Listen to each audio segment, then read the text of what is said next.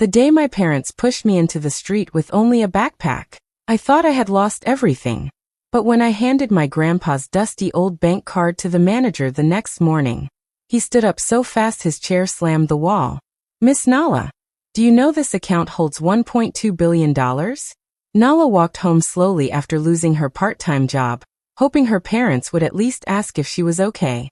But the moment she stepped inside, her father didn't even let her talk. He pushed a suitcase into her arms as if she were a stranger. Her mother didn't look sad or confused. She simply said that her brother Zuberi needed more space in the house, and that Nala was becoming a burden. Zuberi stood behind them with a small proud smile, enjoying the way they were throwing her out. Before Nala could ask why they were doing this, the door slammed in her face. The rain started falling cold and heavy, soaking her hair and clothes. She stood there for a few seconds, hoping the door would open again, hoping they would realize what they had done and call her back. But nothing happened. No one came. No one cared. Her hands tightened around the suitcase handle as she whispered softly, "Grandpa, I wish you were here." He was the only person who ever treated her with love, the only one who ever believed she deserved better. Around her neck, she felt the small weight of the faded bank card he had given her years ago. She had never used it because she assumed it had no real money on it. Her grandpa had lived a simple life repairing bicycles.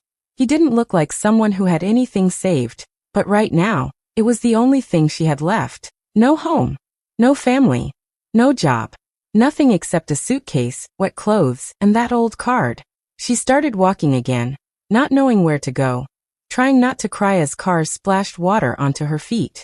Every step felt heavier, but she kept moving because there was no other choice. The people who were supposed to protect her had pushed her out like she was nothing, and the only comfort she could hold on to was the memory of her grandpa's gentle voice and the tiny hope that maybe, just maybe, the card he left her would help her survive the night. Rainwater covered the streets so deeply that every step felt like walking through a river. Nala pulled her thin jacket tighter around her body, even though it did nothing against the cold. Cars rushed past, splashing dirty water onto her legs, but she didn't stop. She kept moving because if she stopped, she knew she would break down completely. The world felt heavier than her suitcase, and yet she carried both. As she wandered with no destination, her mind slowly drifted to the only person who ever made her feel safe, Grandpa Lemba. His calm face appeared in her memory, the way he used to smile at her even when she made mistakes. His voice echoed in her heart like a warm blanket in the middle of the storm. "You are worth more than the world will ever see at first glance," he used to say, tapping her forehead gently as if planting that belief deep inside her. She remembered sitting beside him while he worked on old bicycles. His hands were rough from years of fixing chains and tightening bolts, yet he moved with patience and care. He taught her everything he knew: how to hold tools correctly, how to carve a piece of wood into something beautiful, and how to treat people with kindness even when they didn't deserve it. Those lessons became her strength, especially on nights like this. Her parents never cared about those things. To them, Zuberi was the star. He was praised for even the smallest achievements, while Nala's efforts were ignored. If she brought home good grades, they barely nodded. If Zuberi passed a test, they celebrated like he had won a national award. Nala grew up watching her parents' love go in one direction, and it was never toward her. But Grandpa Lemba saw her. He saw her heart, her effort, her quiet strength. Many times, when her parents scolded her for things she didn't do, Grandpa would call her to sit beside him. "Your value isn't measured by people who refuse to see it," he would whisper. He once told her he had saved a little something for her future. She always assumed he meant a few crumpled bills he kept in a small wooden box. He lived such a simple life, repairing bicycles, wearing old shirts, eating plain meals. He never acted like someone who had money, so she never imagined the small faded card he gave her would matter one day. Walking alone in the storm, cold and rejected, Nala held on to those memories like they were the only light in her darkness. She didn't know what tomorrow would bring. She didn't know how she would survive. But she knew one thing: Grandpa believed she was worth something. And for now, that belief was the only thing keeping her moving through the rain. Nala barely slept that night. She sat on a cold metal bench at the bus station, hugging her suitcase against her chest for warmth. People walked past her without noticing her shivering body. Every hour felt longer than the last. She tried to close her eyes, but the noise, the fear, and the emptiness in her stomach kept her awake. By the time the sun began to rise, her clothes were still damp, and her fingers were numb. She looked down at the faded bank card hanging around her neck. It was her only hope now. Maybe it had a few dollars, just enough for breakfast or a cheap room. With that tiny bit of hope, she stood up and walked toward the nearest bank. Her legs felt weak, but she pushed herself forward. When she reached the bank, she wiped her face with her sleeve, trying to look presentable. She smiled softly at the security guard and whispered, "Sorry. I know I look messy. I just need to check something." The guard gave her a kind nod, and that small gesture gave her a little courage. Inside the bank, the air felt warm and clean, so different from the night she had just survived. Nala walked up to the counter slowly, holding the bank card like it might break in her hand. The manager, Mr. Adeyemi, came over to help her. He looked tired and bored, probably expecting her to waste his time with an empty card or an account with a few cents. She handed him the card with shaking fingers. "I just want to know if there's anything on it," she said gently. He nodded without much interest and typed the numbers into the computer. Then everything changed. His expression went from bored to confused. His eyes narrowed at the screen. He leaned closer, as if checking again. Then he blinked once, twice, and then he stared at her with a look she had never seen before, shock mixed with disbelief. Slowly, he pushed his chair back and stood up. The sudden movement made two other staff members glance in his direction. "Ma'am," he said carefully, "would you come with me to my office, please?" Nala's heart jumped. "Is something wrong?" she whispered. He didn't answer. He simply gestured for her to follow. As they walked, she could feel every employee turning to look at her worn-out jacket, messy hair, and tired eyes. She felt out of place, confused, and scared. She had come expecting nothing. But the way everyone stared at her now, it felt like something big, something impossible, was waiting for her behind that office door. Nala sat on the chair in the manager's office, her hands curled tightly around the straps of her suitcase. She felt so out of place in the clean, quiet room. Her clothes were still damp, her hair messy, and she felt like any second someone would ask her to leave. Mr. Adeyemi closed the door gently and walked back to his desk, but his hands were shaking slightly.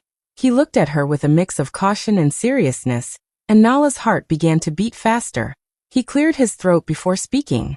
"Miss Nala, what I'm about to tell you may feel unbelievable." She nodded nervously, not sure what to expect. Maybe the card belonged to someone else. Maybe it was locked. Maybe there was a mistake. He turned the computer screen slightly, but she could only see rows of numbers she didn't understand. His voice trembled as he said, "This account is active. It has never been touched, and it is fully registered under your name." He paused, watching her face. "Miss Nala, the balance is $1.2 billion. For a moment, Nala thought he was joking. She let out a small laugh, shaking her head. "That can't be my card. I think you mixed it up with someone else's." She had slept on a bench last night. She hadn't eaten properly in 2 days. Nothing about her life matched the number he had just said. But Mr. Adeyemi shook his head firmly.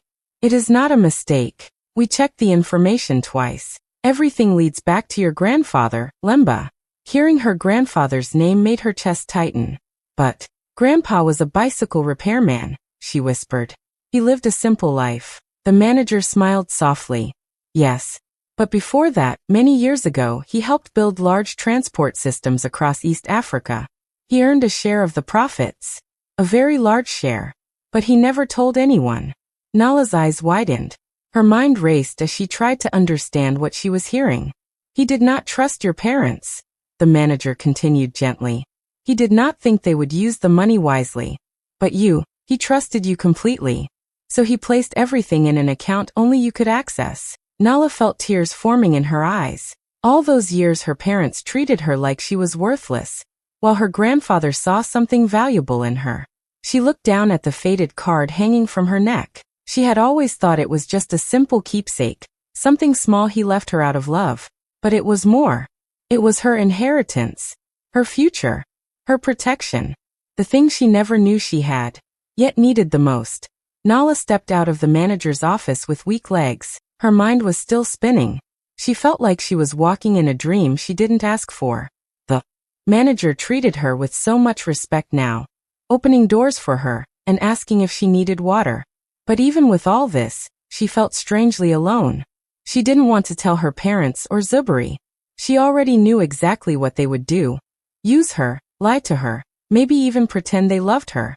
She couldn't handle that again. So she took out her small old phone and dialed the only number her heart trusted. Malaika, the girl who, in school, used to quietly slide half her lunch toward Nala when she noticed she hadn't eaten. The girl who never made her feel less, even when everyone else did. The girl who always said, "You don't have to earn my friendship. Just be you." When Malaika picked up, Nala's voice broke a little. "Can you come to the central bank? Please." She didn't explain anything more. She didn't need to. Within minutes, Malaika arrived, rushing across the parking lot, calling Nala's name. What she saw made her freeze. The bank manager himself was walking beside Nala, speaking to her politely, almost nervously. 2 staff members were holding umbrellas for them. Nala looked stunned, like she didn't belong in the moment happening around her. Malaika's eyes widened. "Nala, what happened? Did you win a lawsuit or something? Did someone pay you a fortune? Why is the bank manager walking with you like you're a celebrity?" Nala tried to speak, but her throat tightened. The whole night came crashing back. The rain, the cold bench, the rejection, the fear, the loneliness. And now this unbelievable truth. It was too much for her heart to hold inside. Before she could stop herself, she fell into Malaika's arms. Her body shook with heavy, silent sobs. Malaika wrapped her arms around her, confused but holding her tightly. Nala wasn't crying because she was rich. She wasn't crying because the world had suddenly changed. She cried because for the first time in a very long time, she felt someone genuinely cared for her without expecting anything in return. Malaika didn't know about the money yet. She just cared because she loved her friend. In that moment, Nala realized something powerful. Money wasn't what made her feel safe. It was loyalty. It was kindness. It was someone choosing her simply because they valued her. And the only person she wanted to share her new life with was already holding her. Nala did not go back home after leaving the bank. She didn't call her parents, didn't send a message, didn't even walk near the street she once lived on. She simply disappeared from their world. With the help of the bank manager and a few trusted professionals, she found a small, safe apartment where no one knew her story. She kept everything quiet. No posts online, no flashy shopping, no showing off. She wanted peace, not attention. Every morning, she woke up early and sat with a notebook, writing down the things she wanted to learn. She enrolled in financial classes, joined online programs about investment and business, and attended workshops on leadership. She took notes carefully, asked questions, practiced budgeting, and learned how to manage money in a smart, calm way. She didn't want to waste anything. She wanted to build a life with meaning and responsibility, something no one could take away from her. She didn't buy a mansion or expensive cars. She didn't wear luxury clothes. She chose simple, neat outfits and lived in a quiet neighborhood. She focused on growing herself, understanding the world, and building a future her grandfather would be proud of. She slowly began investing in small projects, supporting young entrepreneurs, and planning her own business. Her confidence grew day by day. For the first time, she felt in control of her own life. Meanwhile, back in her old home, everything was falling apart. Zuberi's business started sinking. He had always depended on shortcuts, showing off more than he worked. Without Nala around to blame, their home felt strangely empty. Customers stopped coming. Partners pulled out. Soon he was drowning in debts he couldn't hide. Her parents didn't fare any better. They started taking loans from neighbors and relatives, telling everyone they would repay soon. But the money disappeared quickly, and their excuses ran out. People in the village, who once admired them, started whispering behind their backs. Everyone had heard the story. Why did they throw Nala out like that? Didn't she help around the house more than Zuberi? What kind of parents choose one child over another? The shame became heavier every day. Her mother could no longer walk through the market without people staring. Her father avoided gatherings. Even Zuberi felt the pressure of the villagers' judgment. And all this time, they had no idea where Nala was or what she had become. They only knew one thing. The daughter they had thrown away was no longer there to witness their downfall. Her mother did not plan to see her that day. She had come to the city out of desperation, holding a worn folder with documents about their failing land. They needed money fast. Zuberi's debts were getting worse, and no one in the village trusted them anymore. Someone told her there was a design studio in the city where wealthy investors often visited. She hoped she could convince someone, anyone, to buy their land. When she entered the studio, she felt small. The place was bright, modern, filled with confident people discussing projects and ideas. She clutched her folder tightly as she walked in, hoping to find a manager. Then she heard a familiar voice. She turned toward the main conference area, and her breath caught in her throat. Standing at the front, presenting with calm authority, was Nala, her daughter. The same girl she pushed out into the rain. The same girl she ignored for years. But now she didn't look weak anymore. Nala stood tall, dressed simply but neatly, guiding a room full of professionals who listened closely to her every word. Her voice was steady, her expression confident. She pointed to designs on the screen, explaining them with ease. People nodded, took notes, admired her ideas. Her mother froze. The folder slid slightly in her hands. She whispered, barely able to speak, "Nala?" Her voice cracked, and the sound carried farther than she intended. The entire room went silent. Heads turned. All eyes shifted to the trembling woman at the door. Nala slowly looked up. Her expression did not change. She didn't look shocked or angry or nervous. She simply observed her mother, the way a stranger might. Her mother took a small step forward. "Nala, is that you?" she whispered again, her eyes filling with tears. She looked around at the people, embarrassed now, unsure what to do. Nala remained calm. She didn't raise her voice, didn't react emotionally, didn't show any hint of the pain she once carried. She simply spoke in a controlled, professional tone. "Please step outside," she said. "This is a professional environment." Everyone in the room looked between them, realizing something heavy was happening, but saying nothing. Nala didn't let her past interrupt her present. She didn't run to her mother. She didn't break down. She didn't even smile. She simply protected the life she had built. Her mother slowly backed out of the room, holding the worn folder against her chest, realizing for the first time how far her daughter had gone without her. Her mother sank to the pavement outside the studio, her knees hitting the cold concrete. Tears streamed down her face as she clutched her folder to her chest. "Please, we made a mistake," she whispered, voice breaking. "We need your help. Zuberi is in trouble. The house, everything." Nala looked at her quietly, her heart steady. She reached out and gently helped her mother to her feet. She didn't hug her. She didn't smile. She only looked her mother in the eyes, calm and firm. "Mama, you didn't reject a daughter that night," she said slowly. "You rejected your future." Her words were soft, but they hit harder than any storm or punishment she had endured before. Her mother's lips trembled, and she tried to speak, but Nala didn't let her interrupt. She saw her father approaching behind her, his shoulders slumped, his face wet with silent tears. He said nothing, only nodded, and the shame in his eyes said more than words ever could. Before she could process what was happening, Zuberi came running toward them. He was angry, impatient, desperate. "Nala, give me money. We need it now. The bank, everything is collapsing." His voice echoed through the street, and a few passers-by slowed down, curious at the scene.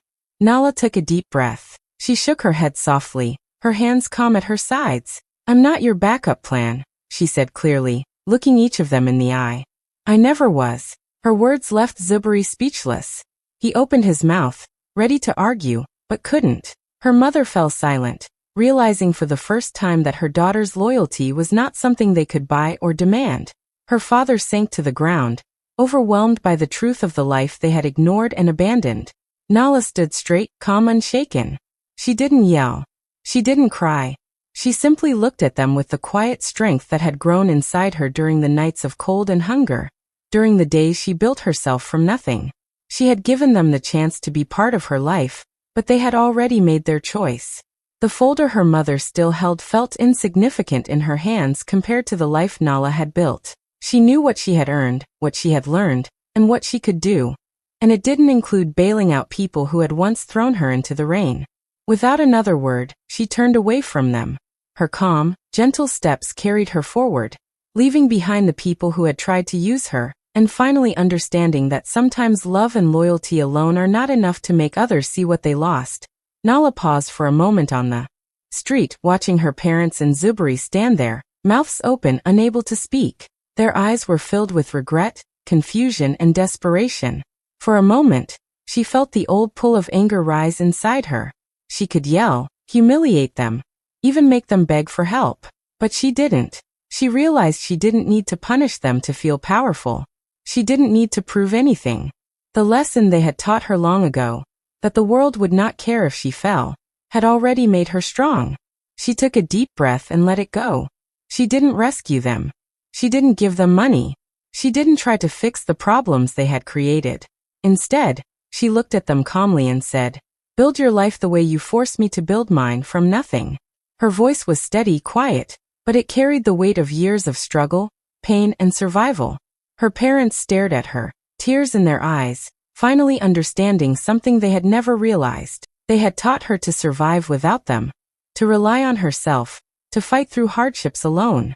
They had also taught her absence, that sometimes the people who are supposed to love you will not be there. And Nala had learned it well. She had learned not just to survive, but to thrive, to rise above their neglect, and to build a life that belonged entirely to her. Zuberi looked at her, angry and shocked, but Nala didn't meet his eyes. She didn't argue. She didn't explain. She simply turned and walked toward her car, each step calm and confident, as if the street and the world were hers alone. Her car was simple, elegant, nothing flashy. It was not a show of wealth or power. It was a reflection of who she was, steady, thoughtful, and dignified. She slid into the driver's seat and felt the familiar comfort of control in her hands. No one could take this life from her, and she didn't need anyone to validate it. As she drove away, she glanced briefly at the people she left behind. They had learned too late what they had lost. But Nala didn't feel hatred or satisfaction. She felt peace. She had built herself from nothing, just as she said, and now she could live her life on her own terms, just like her grandfather had always wanted for her. In that quiet moment behind the wheel, she realized her final choice had defined her, not by revenge or wealth, but by her courage, her independence, and the life she had built with her own hands. Months passed, and Nala found herself beside a calm lake, the water reflecting the soft glow of the afternoon sun. In her hands, she held a small piece of wood and a carving knife, shaping it carefully, just as Grandpa Lemba had taught her years ago. Each stroke reminded her of his gentle voice, his patience, and the lessons he had left behind. She wasn't thinking about the billions in her bank account. She wasn't thinking about her parents or Zuberi. All that mattered was the peace she felt inside, a peace she had fought so hard to earn. She whispered softly to the water, "You saved me even after you were gone, Grandpa." The words floated over the surface, almost like a promise she made to herself to live the life he had always wanted for her. The sadness, the pain, and the betrayal she had endured were still there in her memories, but they no longer held power over her. She had turned them into strength, patience, and wisdom. Her business had grown quietly in the months since she discovered the inheritance. She invested thoughtfully, helped projects that mattered, and built a reputation based on honesty and integrity. She didn't flaunt her wealth or her success. She didn't need to prove anything to the people who had once treated her as if she were nothing. Her life was hers, simple and meaningful, and that was enough. Sometimes she remembered her parents and Zuberi, but she no longer felt anger. She didn't take revenge. She didn't try to destroy anyone. She had learned that true power wasn't in making others suffer. It was in rising above their cruelty. She had outgrown the world that had tried to bury her. She had stepped into a life built entirely with her own hands, her own choices, and her own heart. Sitting there by the lake, carving wood, Nala realized something important. Happiness wasn't about wealth or recognition. It was about freedom, dignity, and living on her own terms. Every piece of wood she shaped, every careful cut she made, reminded her of the journey she had survived, the lessons she had learned, and the future she had claimed for herself. And as the sun dipped lower, painting the water with golden light, Nala smiled softly. She was no longer the girl who had been pushed into the rain. She was the woman who had built a life of peace, strength, and quiet beauty. A life that no one could take from her. A life that was always meant to be hers.